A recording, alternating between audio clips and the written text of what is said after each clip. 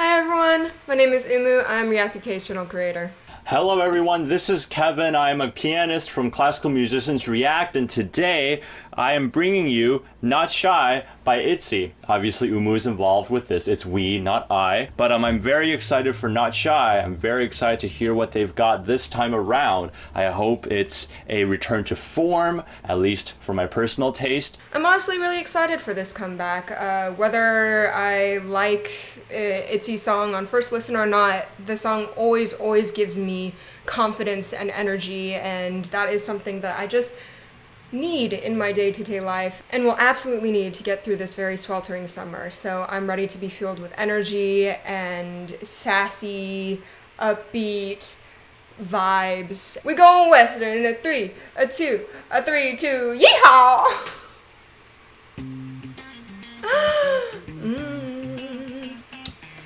Bluesy notes here and there. Oh, some Tarantino, Sergio Leone type font.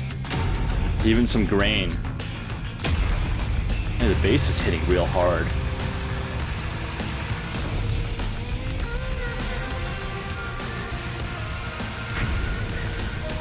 I'm already extra hyped for the track with just this instrumental intro.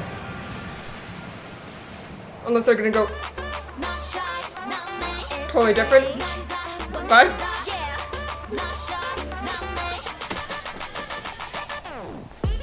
Oh, wow, that drop hit.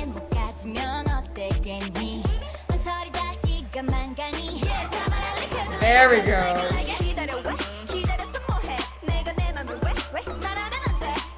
I was kind of waiting for the shouted verse to come in. Ooh, okay. A little bit of a texture change. Syncopated hits, and then we're gonna start adding subdivisions to amp up the energy. This is gonna hit so hard. Yeah. Okay, the 6/5 ta-ta. That's interesting. Because it sounds bluesy, and you don't expect the flat 6. Yeah, the ta-ta.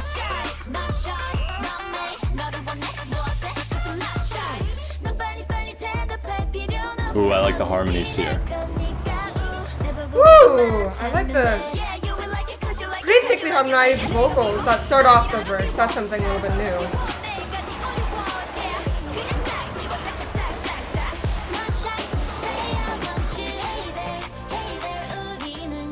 I like this texture change too. I mean, I've heard this type of stuff before, but this is hitting really strongly.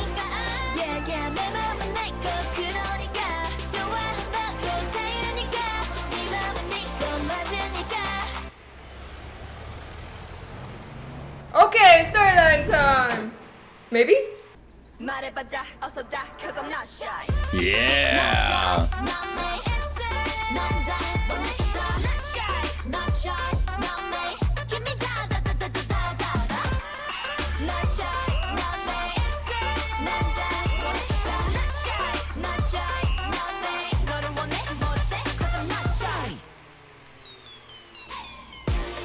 Whoa, okay.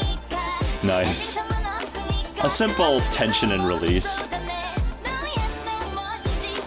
Nice cuts. A little bit more of a predictable progression, but it makes you feel good, so you kind of know where it's going.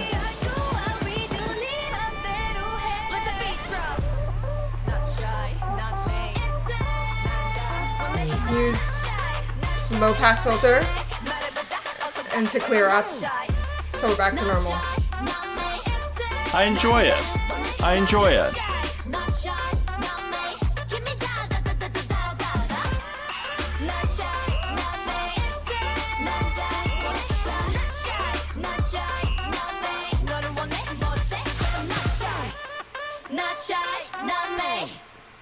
I'm so curious. I'm so curious what... Okay, just pausing for a second. I'm so curious what synths or instrumentals joined together to create that main riff is, because it sounds like a very heavily heavy edited saxophone. but then it seems like it's layered in with a few other things. So that was a nice sound. Okay, I guess. I'm guessing this is a B-side song. Oh, I Don't Give a What. That's next up. Which we're doing an album first listen, by the way.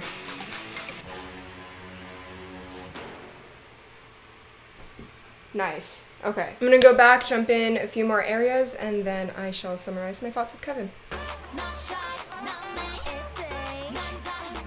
I like the layered speaking. Na na na, and then na na na na, spoken down there. I think the first time through, when I reached the chorus, I was kind of expecting I think I was expecting for almost more of a Dala Dala chorus where it was more sung, more strung out instrumentals. But this chorus was more icy, but a little bit thinner layers, or at least it sounds to me that way. Like, you never know how many extra tracks there are with like different effects on them that are just like super, super quiet in the background. I'm gonna listen to that one more time. 121, 3, 2, 1. So we got the whistle, we got the bass that's prolonging, do, do, do. It might be a bass drum lined up with another synth part. We got like 3 different vocal lines going on. Got the saxophone. Back to 128, 3, 2, 1. And then we got some bells here and there, and little trap hi-hat.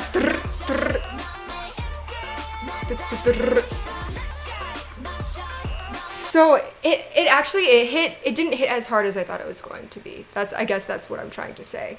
I don't know whether it's just like the amount of instrumentals or the rhythms they're playing, or I think it might be the fact that the bass doesn't really move, it doesn't change notes, it just continues, it's hitting certain rhythms and it's continuing on the same note over and over. But it contrasts nicely with the more sung verses, or at least the verses that start out that way, where we do have a little bit more harmony and some little mixture going on there. I think what I like, the ending of the bridge is nice because it goes da da da da da da da. She just keeps ascending instead of like a really dramatic like ah. It's a melody that just inches up higher and higher. Damn, the saxophone is so affected. Oh, that's the word I was looking for earlier. Affected. Okay. Zoom time with Kevin. Hello. Why is there no video? There's a video. Oh, you look not. Wow, we went with totally 2 different This is okay. attire vibes. Yours fit the song more. So I know we have very similar opinions, I think, about ITZY's music. We both, I think you like ITZY the best, right? Yes. And I like maybe Dala Dala more. And yes. then we both, when we first listened to Wannabe, we thought, we still prefer the first 2 tracks. Yep. So I'm very curious, what are your thoughts on this one? I'd call it a gentle return to form. I see that. The first half of the song I felt was quite strong. I mean, there's a lot of stuff, that we've heard before. There's a little bit of a texture change before during the pre-chorus. But I thought they were all well placed. And I like the rap, because Ryujin's my bias. Announcing that to the world, right? Okay. Right? But by the end of the song, and first of all, the bridge was a little, it needed something more. Yeah. Instead of the da da da, the 7, the leading tone thingy, we've heard that. Oh, I like that part. That was my favorite part of it. Oh, really? Yeah, the ending of the bridge, because I thought it was a better transition to the ending instead of going to a really dramatic long high note. I thought having the more rhythmic ascent in the melody was a better transition back to the, rhythmic chorus. And then by the end of the track, we've heard the same chorus 3 times, and I realized I was lacking. I felt like it needed more of that distortion, because the first 2 songs had something that was a little edgier, a little more hard hitting. And while I do enjoy that downbeat drop of the main Not Shy, it's good. It hits really hard. But the rest of the chorus, at least by the last time it repeats, makes me feel, oh, I could use a little more grit. That's the word, grit. Yeah, I think the reason why Dala Dala is my favorite over Icy is because it does take these two synth lands and then combines it at the very end. That's why I like Dala Dala so much. And so I could, if they combined like the bridge synth pads with everything else that we had in the chorus for the very final go around, I thought that would be great. Because yes, the chorus is very harmonically sparse. It doesn't really move anything, right? Anywhere. It's very catchy. It's very shouty. Everyone can sing along to the same repeated da da da da da da da da da da da da, right? So, but what really drew my attention in this song and why I liked it, at least first listen, better than Wannabe. Wannabe's grown on me a lot since I heard it for the first time. Was so in the chorus we have a sax, I'm guessing. Yeah, I had to doubt myself as well. Yeah. Okay, we both did. Yeah. That just like repeating. But what I thought was so smartly done is that they took the fact that they had either an actual real life sax that they messed with or just a really good sax synth or MIDI or something, and they used it in the rest of the song and they changed it up. So like, for example, first verse. So like we have like the little high saxophone come in, and then we have like mid-low range saxophone come in, and then we have the saxophone in the chorus. And then we have the second verse saxophone, which is more, maybe they even use different saxophones. Maybe they even use, switch between tenor and alto. That makes a lot of sense because a single saxophone wouldn't have that much range, I think. Not too well versed. We're not woodwind players. Right. Please don't cancel us for our non-existing sax knowledge. Yeah. Hey, at least we called it a woodwind instrument and not a brass instrument. Okay, well, anyways, back on track to the song. Yes. But I love the fact that they use so much range and so many different rhythms and actual, not instead of just like taking that one repeated lick and just use it in all the other sections, they actually wrote something else for it. Yeah. That was great. Yeah, I definitely like that quite a bit. I also like that, at least for the first and second verses, there were surprises to be had. Like after the first chorus, the beginning of the second verse, they had all these vocal harmonies that was just like, whoa, that's really good. Yeah. That's exactly what I talked about too. Great, exactly. Yep.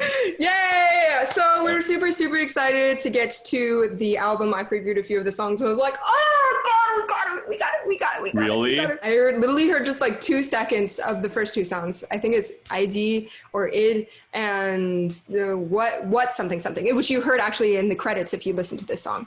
I heard a few seconds of that. Yeah. No, okay. The ending credits. Oh. Is the next B-side song, is the beginning of the album. I heard like 2 seconds of each song and I was like, okay, I really want to do an album first listen for this. So that's what we'll be diving into next. Just ahead of time, thank you for your patience for how long it'll take us to get out, because these things take a long time to film and a long time to edit. But yeah, let us know what you guys also think of this song. Really curious about your opinions.